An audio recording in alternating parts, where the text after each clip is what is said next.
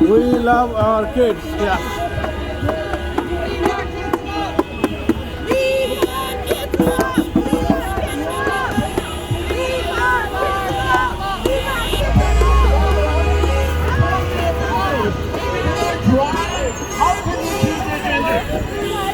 We have a people protest. We want to make our way to the education minister's office to let her know that, or let him know, whoever they are, that we want the education system to change. It is for education, math, science, the basic thing that will get you into university. That is why I pay my taxes.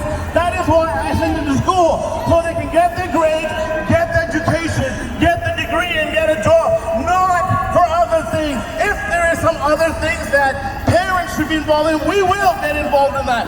But for you to come and tell us that, it is completely wrong. And that is why we all together here are here to tell us all the different genders, all the different religions and the beliefs are here to say that leave our kids alone. To make an honest decision at this time. That is why they need the education. So when they're adults, they can make the right decision. But until then, leave our kids alone.